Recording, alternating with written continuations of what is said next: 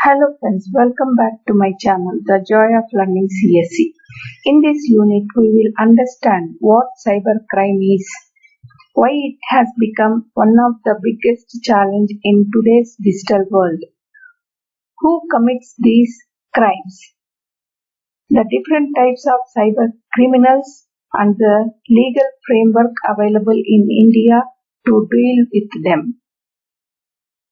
This lecture is covered in two parts. In the first part, we discuss about the introduction about the cyber crimes and the cyber criminals and their classifications. In part 2, we are going to discuss about the legal perspective of cyber crimes in India and as well as in the global perspective. And what is the survival mantra for netizens in the second part. By the end of this lecture, you will be able to identify various cyber crimes, understand how they happen, and learn about Information Technology Act that governs cyber defenses in India. Let us begin with the introduction. Today, almost everything is connected to the internet. We use online banking, digital payments, social media, online shopping and e-learning every day. While these technologies makes our lives easier, they also create opportunities for criminals. Crimes committed using computers or internet called as cyber crimes. Cybercrime refers to criminal activities carried out with computers or computer networks or internet. Though internet offers numerous benefits for us, but it has become a platform for various illegal activities. By using this platform, the cyber attackers, they commit various kinds of cyber crimes. And cybercrime is not a new phenomenon. It is first recorded in the year 1820. Since then, cybercrime has evolved rapidly with advancements in technology, affecting the individuals, business, and government organizations. India also witnessed a sharp rise in the cyber attacks. It was observed between 2002 February and December 2002, Indian corporate and government websites are attacked or defaced more than 780 times. According to reports, 3,286 Indian websites were hacked between January to June 2009. This highlights the growing rate of crimes in India. Now we will discuss what is a cybercrime. Cybercrime is any illegal activity carried out using computers or computer networks or any other forms of ICT, acting either as a tool or as a target or both. Here, ICT refers to information communication technology. Computer as a tool. The computer is used to commit a conventional crime such as fraud or forgery or theft. Here, the hackers forge the documents or plans a physical robbery by using computer as a tool. Computer as a target. The crime is directly against a computer system itself. That means here the computer itself is the target for committing the crime. Example, the hacking or spreading the viruses or launching distributed denial of service attacks to the computers. Third category is computer as incidental. Here the computer is used as storage medium or communication platform to maintain the records or evidences related to crimes. Example, keeping a drug ledger on the laptop is also considered as a cybercrime. Coming to the cybercrime and information security, cybercrime and information security are closely related and they are like two sides of the same coin. Weaknesses in the information security creates opportunity for criminals to exploit systems, whereas analyzing the cyber crimes enable us to create a better defense architecture for our systems to protect. Cyber criminals always look for weaknesses in security systems. Whenever organizations fail to protect their information properly, attackers exploit those weaknesses. These weaknesses are called as vulnerabilities.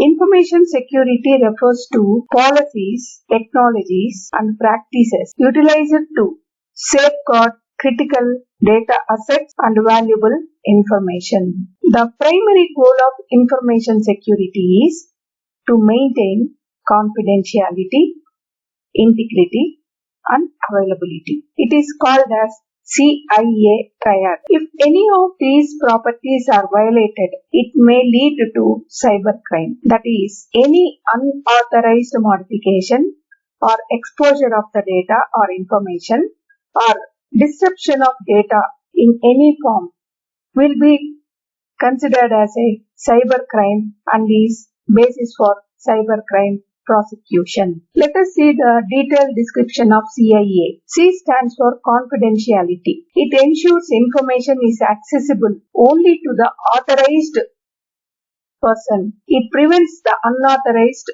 access to the data or information. Example, only a bank customer should be able to view their account details. That is confidentiality.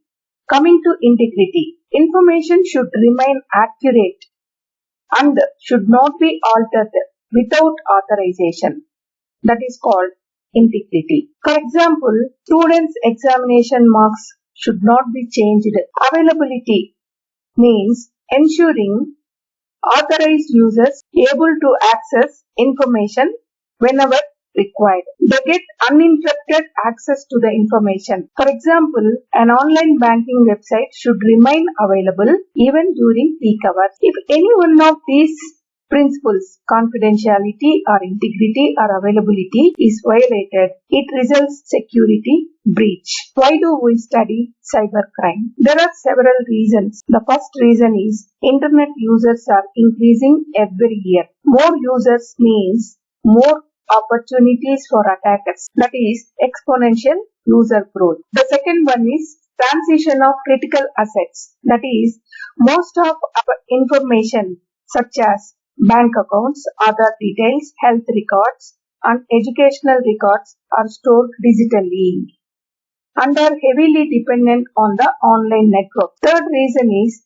asymmetrical economics. That is cyber attacks are relatively inexpensive for attackers, can cause enormous financial losses compared to physical attacks. Attribution bottlenecks is the another challenge. It belongs to the cyber attacks that often originate from different countries. Identifying the cyber criminals are very challenging because they are from across different international borders. These conditions lead to the urgency for organizations to build resilient technical procedures and legal safeguards to protect the asset against the cyber attack. Now let us discuss who are called cyber criminals. A cyber criminal is anyone using the computing device or network or internet as a tool or medium to commit illegal activities. These cyber criminals are classified into three major categories. Type 1. The kids and teenagers of age 9 to 16 years. These are usually beginners primarily by curiosity or peer reputation or out of excitement. They are having lack of awareness about the legal penalties, so they commit the crime unknowingly. The second category of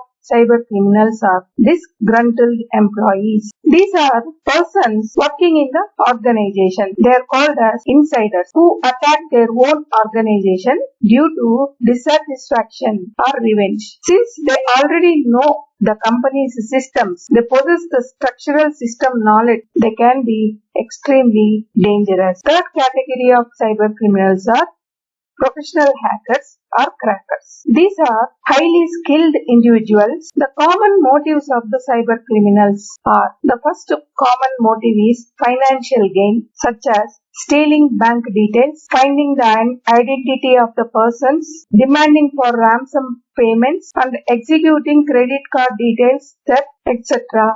come under the financial gain motive. Some attacks are carried out for revenge, especially by former employees. As I said, the disgruntled employees, they commit the crime for taking the revenge. Curiosity and peer reputation. Young hackers may attack systems simply for any social status among their peers to gain recognition. Hacktivism is nothing but defacing websites. Defacing websites is nothing but changing the original content of the website and making the links to migrate to different websites, leaking the confidential records, or interrupting the pipelines to support political or social cause. Next motive is industrial or state espionage. Espionage is nothing but stealing the information about the organization without knowing to the owner of the organization. This is nothing but stealing competitive business plans, trade designs, or national defense intelligence from target entities. Disruption and cyber terrorism is nothing but cyber terrorists target critical infrastructures like power grids, airports, water systems, financial gateways to create panic. Classification of cybercrimes. Cybercrimes can be classified based on the victim, against the individuals, against the property, against the organization, against the society at large, against the government. So coming to the against the individual, attackers target ordinary people, individual persons directly by using electronic communication mechanisms. Example, cyber stalking, harassment, email proofing. Cyber stalking is nothing but monitoring the activities of a person without his permission. Against the property, these attacks damage or steal digital assets. Examples include software piracy, viruses, virus transmission, and data theft. Against the organization, businesses and government departments become targets here. Example includes hacking corporate servers, unauthorized accesses, ransomware attacks, and data breaches, cyber terrorism, and possessing stolen secrets. Then against the society. These crimes affect society as a whole. Examples includes fake news, illegal online gambling, human trafficking, circulation of obscene material. The final thing is, these attacks target national security. Examples, cyber warfare, espionage, hacking government portals or websites, national grids, defense systems, etc. Now let us discuss common cyber crimes. Email spoofing and spam. Email spoofing is nothing but creating an email that appears to come from a trusted person or organization. For example, you may receive an email that appears to be from your banker asking you to update your password. If you click that link, your credentials may be stolen. Spamming is nothing but sending large number of unwanted emails. The main purpose of spamming emails is to consume network resources and often contain phishing links or malwares. To prevent these attacks, one should verify the sender's email address, avoid clicking the suspicious links, use spam filters in their emails, enable email authentication technologies. Now we discuss cyber defamation and identity theft. Cyber defamation occurs when false or defamatory information about a person or organization is published online to damage someone's reputation or their status. Example includes posting false accusations on social media or publishing false reviews. Identity theft occurs when someone steals another's credentials like Aadhaar or PAN details to commit fraud. To protect yourself, never share OTPs, use strong password, use multi-factor authentication MFA, regularly monitor your bank statements, online accounts. Next type of cybercrime is internet time theft and software piracy. Internet time theft is nothing but unauthorized use of another person's internet account, subscription, or local Wi-Fi bandwidth. This internet time theft results in direct financial loss to the subscriber. It reduces the internet speed for the subscriber. Even illegal activities are performed through the connection that leads to legal issues. Software piracy is the illegal copying, installation, modification, or distribution of copyrighted software applications. Example includes downloading cracked version of Windows, Microsoft Office. Software piracy violates copyright laws and may also expose users to malware hidden inside the pirated software. Therefore, always we have to use genuine and licensed software. Now look at the salami attack and credit card fraud. In salami attack, criminals steal very small amounts of money from many accounts. The small amount is almost unnoticeable, so that the victims often don't notice it, but criminal earns large amount of money out of that. For example, imagine a bank deducting just 1 rupee from 1 million customers. The bank customers may never notice, but the criminals earn 10 lakhs. Credit card fraud. Credit card fraud occurs when someone illegally uses another person's credit card information for online or offline purchases. Attackers obtain card details through phishing websites, malware, or ATM skimming devices to execute illegal online transactions. To stay safe, enable SMS transaction accounts alerts, never share your OTP, shop only on trusted websites, immediately block your card if it is lost. Now let us discuss data diddling and forgery. Data diddling means changing data before, during, or after it is entered into the computer system. For example, changing student marks before database commit operation.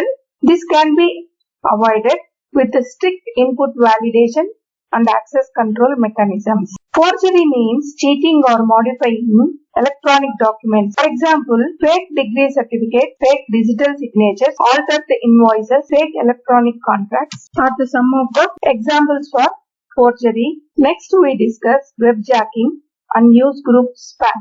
Webjacking is means of taking control of someone else's website without authorization by changing its directory content or hijacking domain name service routing fields. For example, if hacker redirect a website to fake login page and steal passwords, it is called as webjacking. News groups are online discussion forums. Posting repeated advertisements, fake messages, or malicious links in these forums is called news group spam. This kind of activities are occurring in today's world in WhatsApp groups, Telegram channels, and other online forums. Now let us discuss about hacking and network intrusions. These are the most common cyber crimes. Hacking means gaining unauthorized access to a computer system or server or database. Hackers may steal confidential information, modify the files, or install malware. Network intrusion refers to unauthorized entry or access to an organization's internal network. For example, an attacker enters a company's internal network and steals customer information. Organizations can prevent such attacks using secure firewalls by employing active intrusion detection system, intrusion prevention system, and multi-factor authentication, and using strong passwords. Now let's discuss password sniffing and email bombing. Password sniffing is the process of capturing username and passwords transmitted over a network. For example, if someone connects to an unsecured public Wi-Fi network, an attacker may intercept login credentials. Therefore, we should always use HTTPS websites and virtual private networks when using public Wi-Fi. Coming to email bombing, it is sending thousands of emails one mailbox within a short period. The purpose is to overload the mailbox or mail server. Today, email providers are automatically detecting and blocking such attacks using spam filters and rate limiting to the inbox. Let's discuss industrial spying and pornographic offences. Industrial spying is also called as espionage, is the theft of confidential business information like designs, plans, trade secrets, or code framework from the business competitors to gain business advantages. Pornographic offences is nothing but sharing obscene or explicit digital content illegally. The IT Act contains specific sections to punish such offences, especially those involving children. Always use internet responsibly and report illegal content. Now let us understand computer sabotage and Usenet misuse. Computer sabotage is nothing but intentionally damaging or destroying computer system. A disgruntled employee deletes important company database before resigning. Organizations can prevent such kind of computer sabotage by maintaining the backups, restricting the access levels, monitoring the employees' activities, and running the system auditing regularly. Usenet misuse is an old internet discussion platform to systematically distribute the viruses like trojans, malware, or pirated files. Nowadays, similar misuse happens through torrent websites and illegal file sharing platforms. Therefore, the safety is exclusively download files only from the official vendors and run real-time local antivirus software packages into your system. Now let us discuss online frauds and security metrics. Online frauds has become one of the fastest growing cybercrime. It includes fake shopping websites, fake investment apps, lottery scams, fake job offers. The attackers collect money without delivering any product or service. Before making online payments, check for HTTPS, look for website address carefully, avoid clicking the links received through SMS or email. That's all for this presentation. In the next part, I will be discussing about legal perspectives and global challenges of cybersecurity. Thank you for watching this video. If you like the presentation, subscribe to my channel. Happy learning.